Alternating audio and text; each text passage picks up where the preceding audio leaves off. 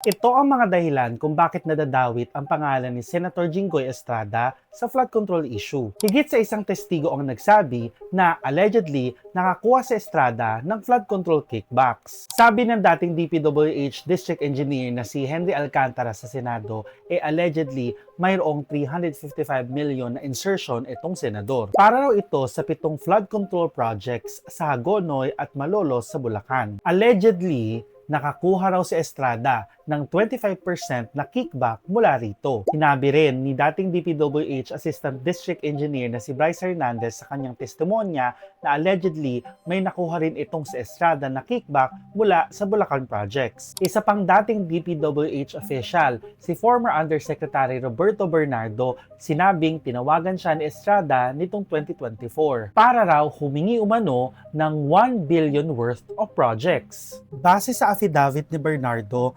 nakakuha raw si Estrada allegedly ng kickbacks mula sa mga public works projects worth 2.3 billion pesos. Wala pang kaso kay Estrada, reklamo pa lang, pero bawal na siyang lumabas ng bansa. Nakakuha kasi ng precautionary hold departure order ang Department of Justice laban kay Estrada at sa ilang former DPWH officials nitong February lang. Base sa impormasyon, kasama ang plunder at graft sa mga pending na reklamo sa DOJ laban kay Estrada at sa iba pa. Hindi ito ang unang beses na nadawit ang pangalan ni Estrada sa isang alleged corruption. Early 2000s, nakasuhan siya at ang kanyang tatay na si former President Joseph Estrada ng plunder dahil sa weteng, ill-gotten wealth at iba pang mga issue. Na-convict yung dating Pangulo, pero acquitted si Estrada. Sa pork barrel naman, nakasuhan din si Estrada ng plunder at ng graft. Acquitted na siya sa plunder as of January 2024, pero ongoing pa ang graft cases niya na pending sa Sandigan Bayan.